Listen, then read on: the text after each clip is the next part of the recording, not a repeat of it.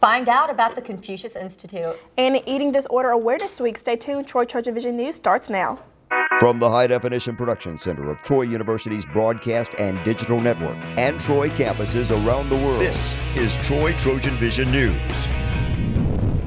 Hello and welcome to Troy TrojanVision News for February 27th, 2015. I'm Samantha Cocan. And I'm Jordan Elston. Thank you for joining us this evening. Troy University's Confucius Institute helps spread awareness about Chinese culture to American citizens. However, it is also said to have a big impact on the state's economy, a fact that was celebrated last night in Montgomery. Andrew Johnson has more from our Trojan News Center in Montgomery. Thursday night, the Confucius Institute held a ceremony to celebrate how the Institute benefits the state of Alabama. Troy University and the Confucius Institute are very important because the role that they provide is really a connectivity role by providing interaction on the cultural, educational, and business side. Everything that's being done through Troy University's Confucius Institute has been a real bonus to the state of Alabama in terms of our growth and ability to develop relationships with our friends in the People's Republic of China. The Confucius Institute is also expected to grow in the upcoming years. Absolutely. We want not only to see it continue, but to expand. We're reaching out into many schools across the state, LAMP being a good example of a very effective partnership.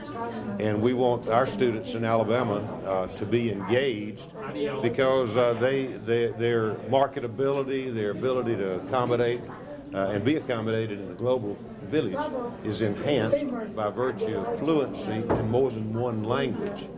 And we think that language, it used to be the Romance languages, which are still important, but I think the future would suggest that Mandarin is also important.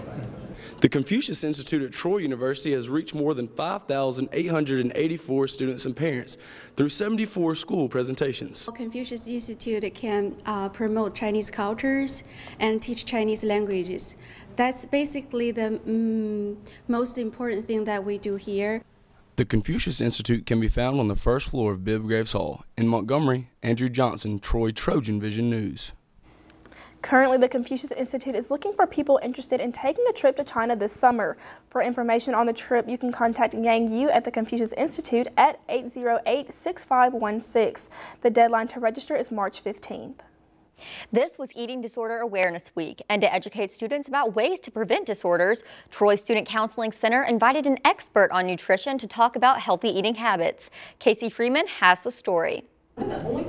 Eating disorders are more than someone suffering from bulimia or anorexia, but sometimes a mental issue. The Student Counseling Center invited a registered dietitian to speak about these problems, and they have hopes that students leave with more knowledge about the subject. Well, tonight I'm really hoping that students take away that they have a voice, that they have a say about their bodies. I don't think it's about that they have a say of other people's bodies, but mostly that Eating Disorder Awareness Week comes in all shapes, comes in all sizes, just like people. I hope that they were able to learn a little bit more about eating disorders and then also understand more about what it takes to get help and to treat eating disorders and the role that a registered dietitian can play, and also maybe let them know that there are ways to get help, it's important to get help, and that there are resources available. Wellness and being fit is constantly on the minds of people with or without an eating disorder, but being well has different meanings to every individual. I think it's really feeling good on the inside, and feeling good on the inside means a lot of different things, and most of the time it means taking care of yourself, making yourself a priority, and feeling good to make the inside match the outside, and that shows up in a ton of different ways. I think it means a lot of different things to different people, but for me it means being mentally, emotionally, and physically healthy. Thompson leaves one message for people wanting to spark a conversation about eating disorders. Leading with compassion, leading with empathy, and leading with listening. Often we want to talk and we want to say how we feel, and it's really underrated to listen to that person. What do they have to say? Because they really may tell you more when you're listening really intently. Casey Freeman, Troy TrojanVision News. Even though Eating Disorder Awareness Week is wrapping up, students who have questions about eating disorders or are looking to get help can contact the Student Counseling Center at 670-3700 or visit their office on 113 College Drive across from the Payton House. Troy University's Freshman Forum is asking Troy's faculty and staff to help out hungry kids in the Pike County area. It is part of a larger effort to raise food and funds to feed the hungry. Shantia Wilson has the story.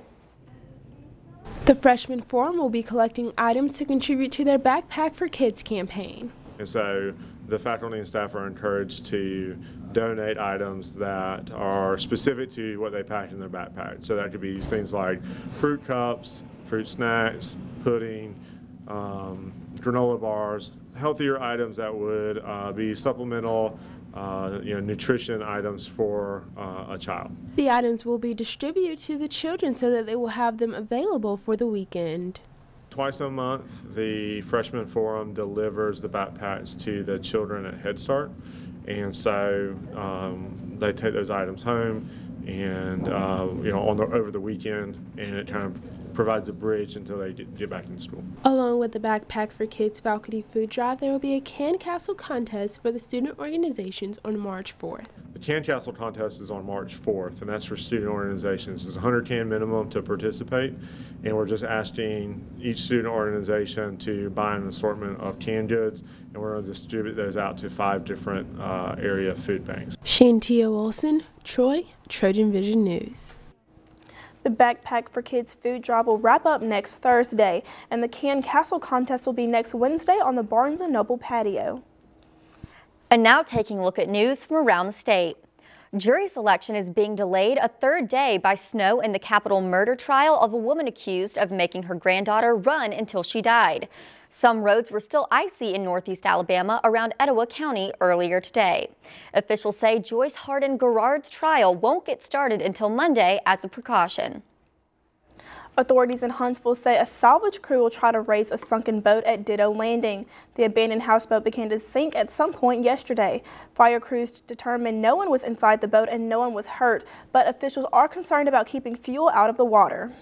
And state officials say this year's Alabama tourism campaign will be focused on barbecue. The Alabama Tourism Department plans to begin its 2015 campaign with a conference today in Birmingham. Still to come on TrojanVision News, the men's and women's basketball teams travel to Texas. Colin Cahill have those results coming up in sports. And Congress is being pressed to make a decision about Homeland Security funding. More on that after the break. The House and Senate clash over money for the Homeland Security Department and now have until midnight to sort it all out. I'm Craig Boswell on Capitol Hill. That story coming up. Okay, so what would you bring to my company? What do you need? I need problem-solving skills. I got through high school without a car, a phone, or a computer. No college degree, though. Not yet, but life's taught me a lot, and I'm ready for more. Well, you're not the typical kind of candidate that I hire. But you are exactly what I'm looking for. Your company could be missing out on the candidates it needs most. Learn how to find a great pool of untapped talent at gradsoflife.org.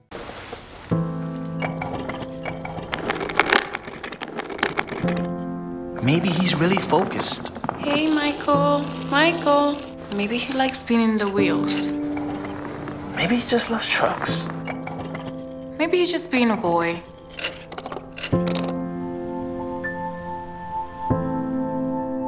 Preoccupation with objects is one early sign of autism. Learn the others today. The sooner it's diagnosed, the better. Now, the latest in Trojan sports on TrojanVision News. The women's basketball team looked to extend their winning streak last night when they took on the Texas State Bobcats. Troy defeated the Bobcats 75-59 on the road, led by Renita Garrett's 24 points and 12 rebounds. Troy was able to pull away from the Bobcats in the second half. It was Garrett's 19th double-double of the season. Caitlin Ramirez added 16 points to contribute to the win. Troy is now just 2 wins shy of 20 wins on the season. Now the Trojans turn their sights onto Georgia State to try and pick up win number 19. Georgia State, in my opinion, from day one has been the most talented team that we have in the Sun Belt Conference. I don't know what has happened in and out with them, why they're not at the top of the conference, but as far as talent-wise and the team that it's tough for us to match up with, they're it. So if you want to come see us really have to battle and reach down deep to win another game, it would be that game on Saturday. It's our last game at senior night, and we would love to see a great crowd there before we take it on the road to our last home game and then on to the Sun Belt Conference tournament. Troy will return home Saturday and take on Georgia State for senior night in Trojan Arena. The men's basketball team looked to stay in the hunt for the final spot in the Sun Belt tournament last night in Texas as well. The men were not able to get the win like the women and fell by a final score of 67-61. John Walton led the Trojans in scoring with 16 points on the night. 4 Trojans scored in double figures for the game. The loss drops the Trojans to 5-13 in conference play and 10-17 overall. With just 2 games remaining in the season, the Trojans face a must-win situation in both games. The Trojans return home for senior night this weekend and play host to Georgia State.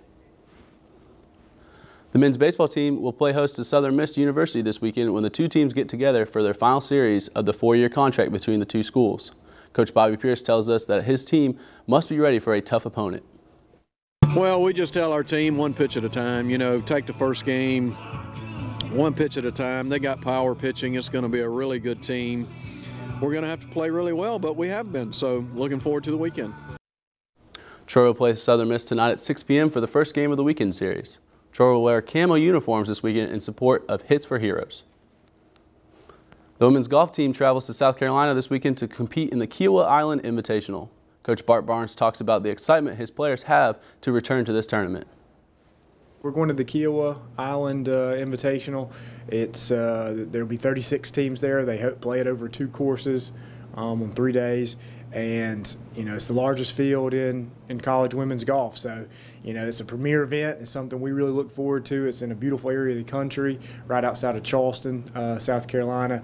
So it's something we kind of keep our fingers crossed for good weather. But the courses are great, the area is great, and the field is tough. With the largest field in women's college golf, the Trojans will have plenty of quality competition to compete against. The first round of the tournament is scheduled for Sunday in South Carolina. Before we go, the Trojan Nation has the chance to see Troy University's cheerleading coach in a bit of a different light this weekend as she rubs elbows with professional wrestler Stone Cold Steve Austin. Troy's cheerleading coach and Troy TrojanVision alum Tiffany Chandler will be a contestant on Steve Austin's Broken Skull Challenge this Sunday night on CMT. Chandler, who also competes in professional fitness competitions, will be one of 8 contestants participating in a variety of physical challenges in the Texas desert. A preview of her episode shows her going head-to-head against a football player in one of the show's contests. Chandler's episode of Broken Skull Challenge airs Sunday night at 7 on CMT.